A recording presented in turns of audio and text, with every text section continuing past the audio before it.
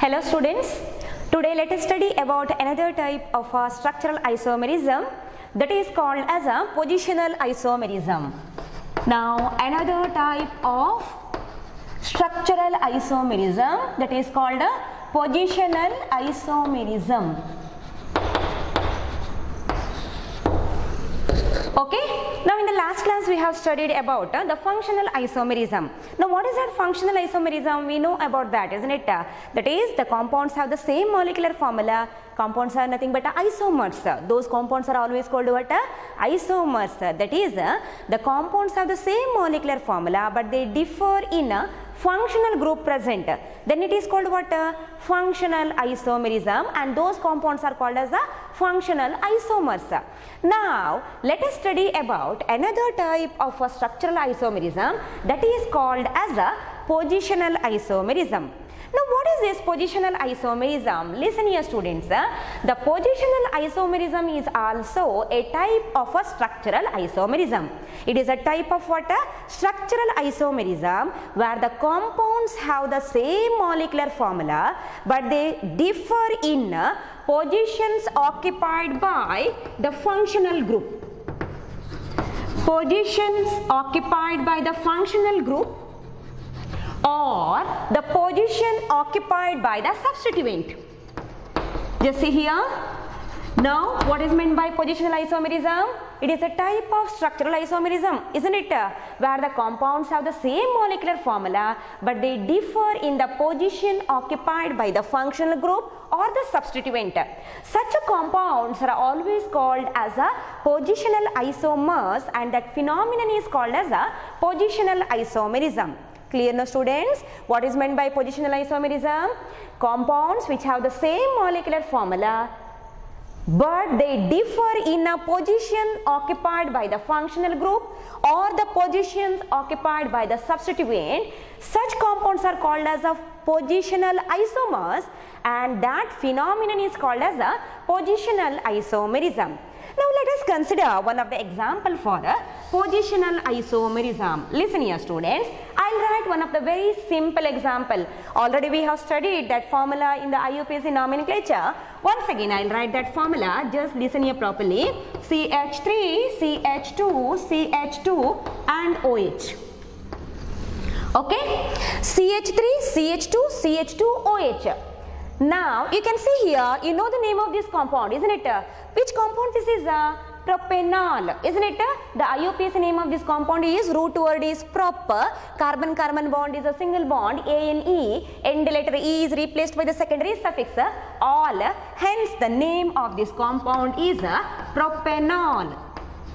Or otherwise, if you want, you can write the name in the form of a 1-propanol also by indicating the position of what? The functional group. See, this compound always shows the positional isomerism. Then which is the positional isomer of this compound? Listen here student, the positional isomer of this compound is, I'll write the another isomer of this, CH3, CH, OH and CH3. See? The molecular formula is same here. What is the molecular formula of these two compounds? Already we know that in the isomerism part, the molecular formula refers to the number of atoms of different elements present in that compound. How many carbon atoms are there here? 3 carbons. With the formula C3, you can see no? If I write it here, is it clear for you? C3. Then hydrogens, 3 plus 2 5, 5 plus 2 7, 7 plus 1 8, H8, and how many oxygen atom is there here? Only 1.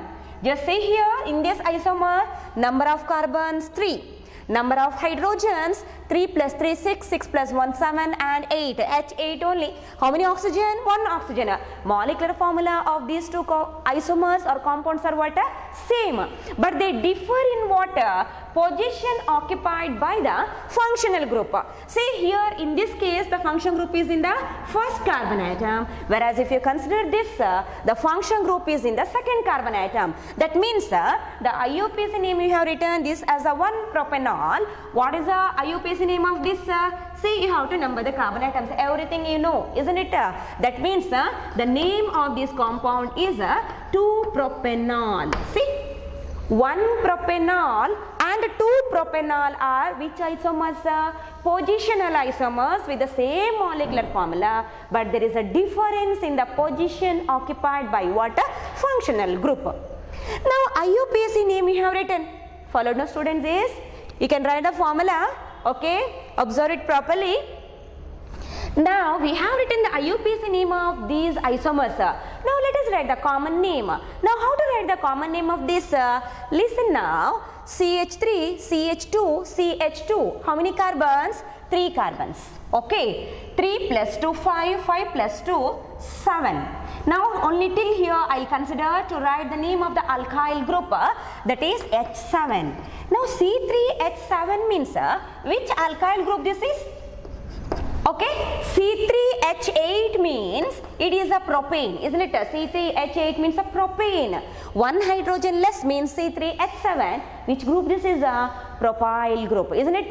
This group here, now I have not considered this functional group, only the alkyl group I have considered, containing the 3 carbons and 7 hydrogens.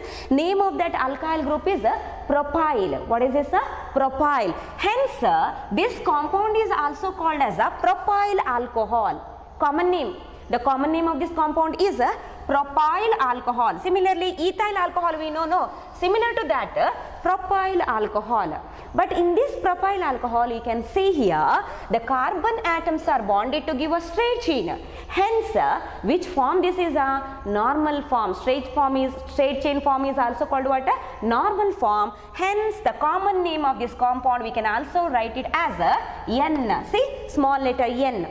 N refers to normal, isn't it? A straight chain form. Normal N propyl alcohol. The name of this compound is N-propyl alcohol. Clear now students? This compound is also called as, the common name of this compound is N-propyl alcohol, or we can write the IUPAC name 1-propanol. Then what is this here? Again you can see the molecular formula is same, but C3H 3 plus 3, 6 plus 1, 7. Only till here I have considered. I have not included the function group. C3H7, again it is a propyl, isn't it? Group present here is a propyl group only. But is it in the straight chain form? No, isn't it? It is not in the straight chain form. It is in the branched form, isn't it? That is the compound, that is the compound formula you can see. I can write like this also. Listen here, I can write the formula like this also. Here the OH group is in the branched form. Here the OH group is in the straight chain form only. That means it is attached to the first carbon atom. We can write the same formula like this also. See, if it is confusing for you, we can write the formula like this also.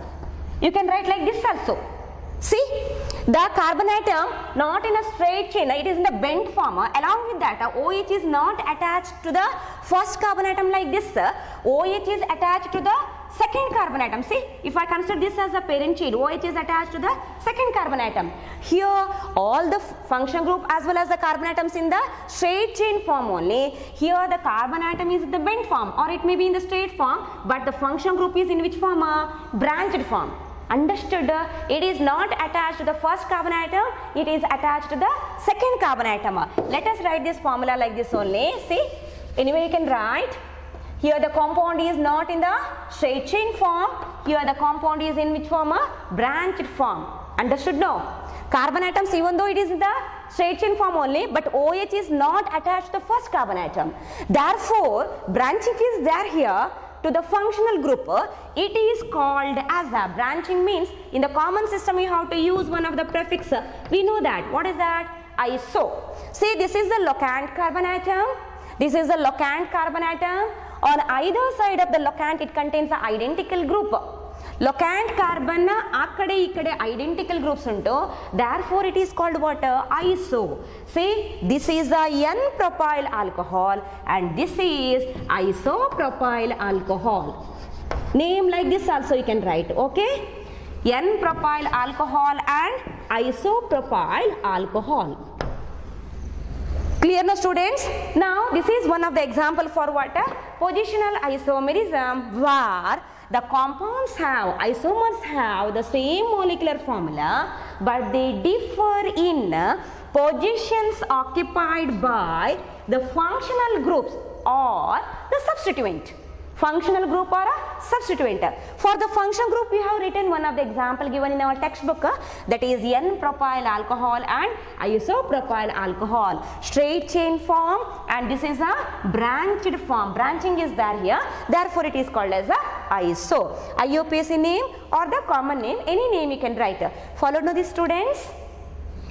Okay, write the formula properly. Now I will consider another example given in our textbook for what? Positional isomerism. Let us consider here the another example.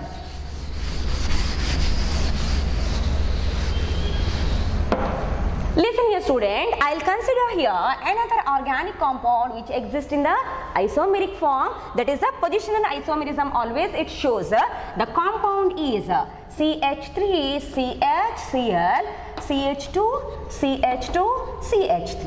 See, I have written one of the compound here, isn't it? You can see here. The straight chain, that is a parent chain, contains how many carbons? 5 carbons. Along with that, it contains one of the substituent. Here it doesn't contain any of the functional group. We know about that. What is meant by functional group? Everything we know, isn't it? It doesn't contain any of the functional group here. It contains a substituent. What is the position of the substituent? The position of the substituent here is to the second carbon. That means the position is second position. This is the locant carbon, second position. Clear now students? That means we can write the IUPAC name here. What is the IUPAC name of this? 2-chloro-pentane. See, 1, 2, 3, 4, 5. 2-chloro-pentane. This is the IUPAC name of this compound. Which are the other isomers? 2 more isomers are there for this compound. Which are the other isomers? I will consider another compound here, CH3, CH2, CHCl, CH2 and CH3. See, 1, 2, 3, 4, 5. 5 carbons only. Number of hydrogens are also same. Okay, chlorine, number of chlorine atom is also same. But the position, if you check, what is the position? From any side, either from the right side or from the left side, this is the third carbon. Locant carbon is the third carbon. That means here it is a 3-chloropentane. 3-chloropentane. Clear for you? This is a 2-chloropentane. Here it is a 3-chloropentane. Not only 2 isomers, it has got another form also. Another one more isomer is there here. Which is that another isomer? I'll write the formula here. Okay, CH3, CH2, CH2, CH2. See, 4 carbons have written and one more carbon I'll write and I'll attach the Cl to this. See here, CH3, CH2, CH2, CH2. 5 carbons and number of hydrogens are also same and number of chlorine is also same. Okay, what is the position? First position, that means 1-chloropentane. See how many isomeric forms are there for this compound? There are 3 isomeric forms. Okay, there are 3 isomeric forms. Clear for you? That is 1-chloropentane, 3-chloropentane and 2-chloropentane. Clear now? That means there are 3 isomeric forms are there for this compound. That means students, we have studied about what? Positional isomerism. Clear now students? What is meant by positional isomerism? It is a type of structural isomerism where the compounds have the same molecular formula but they differ in position occupied by the substituent or the position occupied by what? Functional group. I hope this is clear for you. Okay. Write the formula properly. Okay. Don't make any mistake. Yes. Follow the students. You can write any number possible. All the possible isomers we can write. Once you follow the concept, if they give any of the compound, we can write what easily? The different type of isomeric forms for such compound. That means a given compound. We can find out how many isomeric forms are possible. See, for this compound, how many isomeric forms are possible? Only 3. We cannot write more than that. Just check it whether we can write more than this. Actually, for this compound, we can write only how many isomeric forms? Only 3 isomeric forms. Clear now students? Difference may exist in the position of the substituent or difference may exist in the position of what? Function group. But the molecular formula is always what? same for the isomers. They differ in only physical and chemical properties. This is because of the arrangement of what? Atoms. We have studied in the first isomerism session, we have studied. Okay. Now let us study another type of structural isomerism, that is called as a metamerism.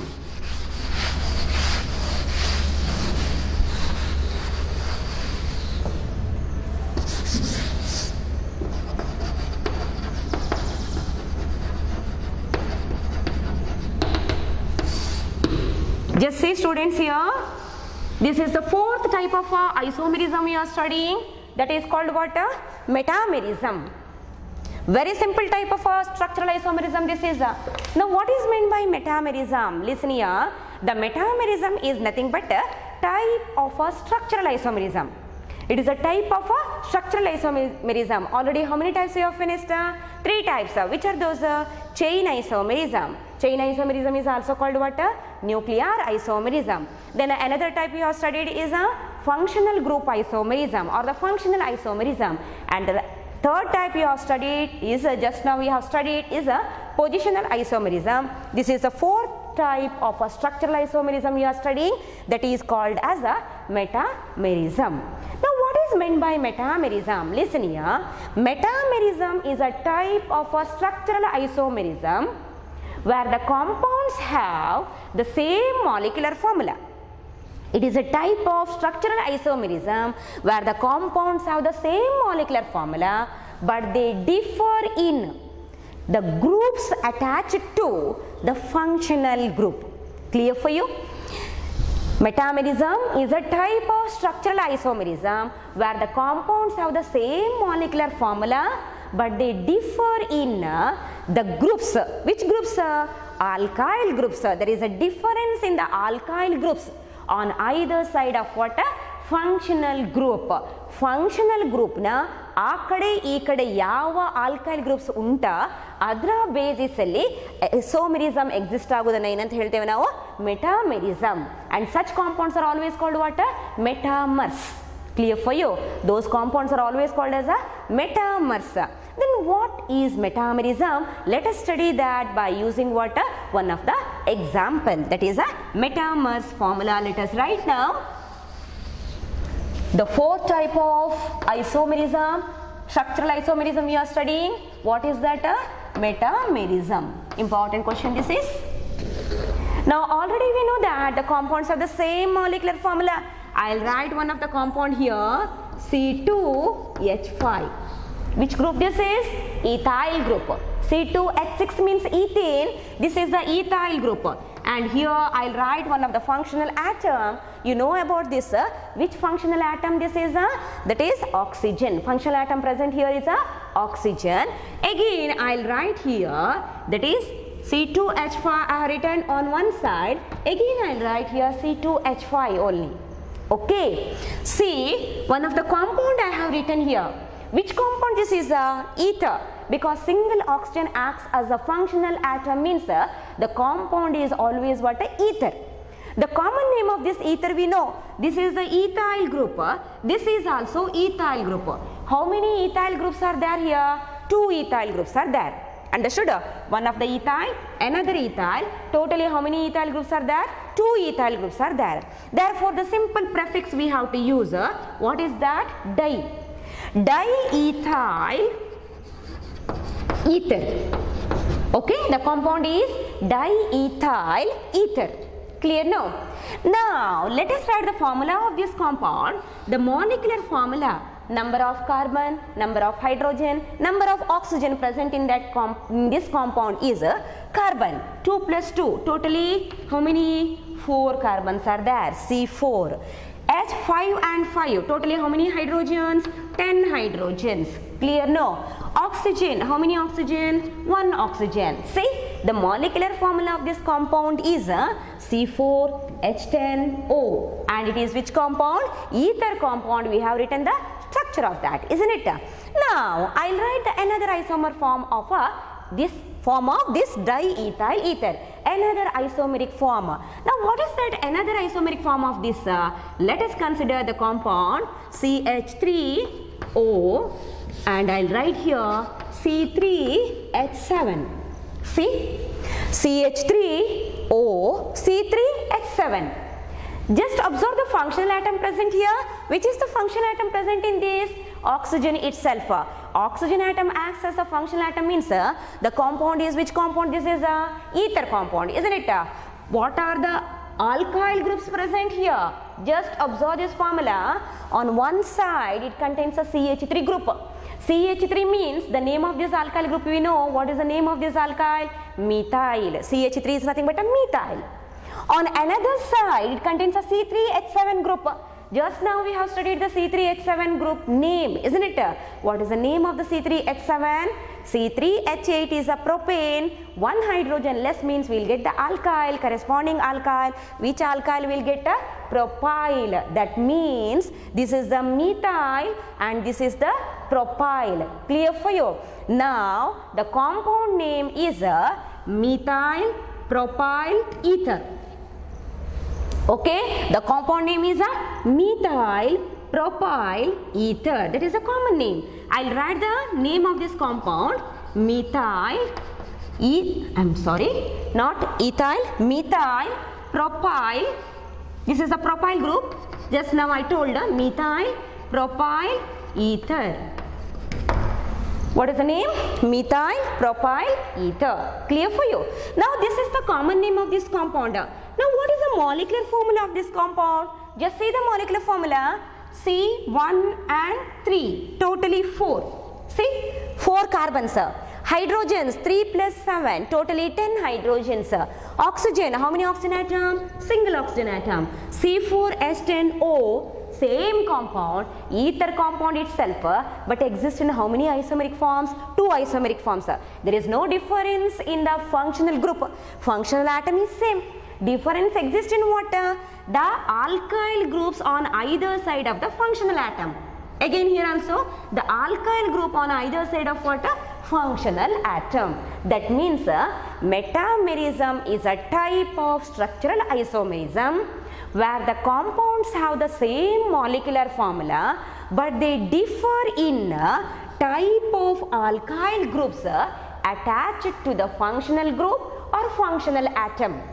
Type of alkyl groups attached to the functional atom. In this case, some other example if you consider, functional group also we can write. But in our NCERT textbook, dear students, they have given only one example. This is the example they have given and you have to study this example properly. Only one example we have to study in the case of what? Metamerism. No need to consider the other examples. I am also not writing the other examples. So many examples are there. Any of the function group you can consider. Ketonic group also you can consider. Amine group also we can consider. On either side, alkyl groups present should be what? Different, even though the molecular formula is what? Same. Just observe the formula, just observe the example we have written for the metamerism. Okay, now these two compounds are always called what? Metamers.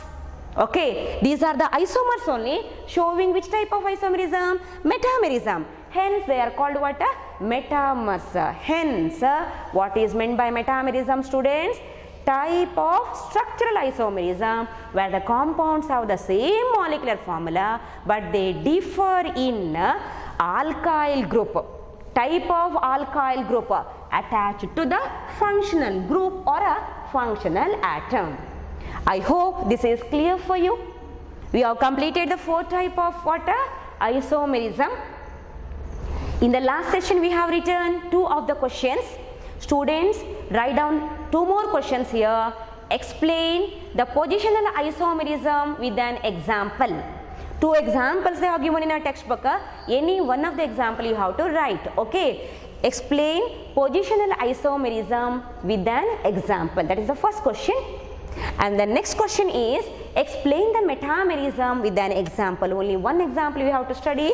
Now this is the example we have written for what? Metamerism, and these 2 compounds are called what? Metamers. The 4 type we have finished. How many types of structural isomerism we have written? Do you remember? In the first class of isomerism concept, we know that, we have studied that. That is, the structural isomerism is mainly classified into how many types? 5 types. We have studied. Alva, isomerism concept kalivaga nanu nimage helidene what is meant by structural isomerism, how many types of structural isomerism are there, how many types you have written? 5 types. Among those 5 types, the first is the chain isomerism, second is the functional isomerism, third is the positional isomerism, fourth is the metamerism, and the last one here is the tautomerism.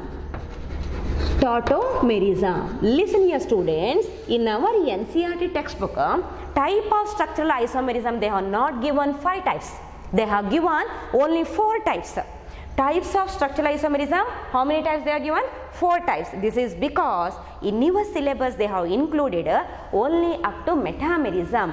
Tautomerism is also a type of structural isomerism, not included in our syllabus, hence no need to study this. Okay, it is not included. Actually, how many types are there? 5 types, but NCERT syllabus they have mentioned how many types? That is 4 types. Therefore, no need to study this tautomerism. In the second year PUC organic chemistry, some concept, some simple concept about the tautomerism you can study, but in a first year PUC, no need to study the tautomerism, because to study this, you should know the next concept also. Hence, I am not explaining this. You can study this in a second PU organic chemistry. Clear for you? That means by this we have completed what, students? The isomerism, one of the very important concept we have studied. Now isomerism, what is meant by isomerism? What are isomers? What are isomers? The isomers are the compounds with the same molecular formula, but always they differ in what? Their physical and chemical properties. Now all these physical and chemical properties arises, difference in a physical and chemical properties arises due to the difference in what? Arrangement of the atoms. How many types of isomerism are there in organic chemistry? 2 types. Which are those? Structural and stereoisomerism. Structural, how many types are there? Actually 5, but we have to study only 4 type of a structural isomerism. Next type, the stereoisomerism. We have to study that stereoisomerism in a hydrocarbon chapter. Okay, stereoisomerism we have to study in a hydrocarbon chapter. In this chapter we have to study only about what? Structural isomerism and 4 different types. Is it clear for you, students? I hope the concept will be very clear for you. Okay, next session we have to study about the another concept, that is the cleavage, nothing but a fission of a covalent bond. How the fission is nothing but a cleavage. How the covalent bond breaks during the chemical reactions. We have to study that in the next part of this chapter. That I will explain in my next session. Before that, study this isomerism concept properly, because 2 of the questions are compulsory questions in the final examination. Very important concept you have studied. Among those 4 different types, any 2 are compulsory questions in the final examination. Okay, any clarification, just send a message. Okay students, thank you. Thanks a lot.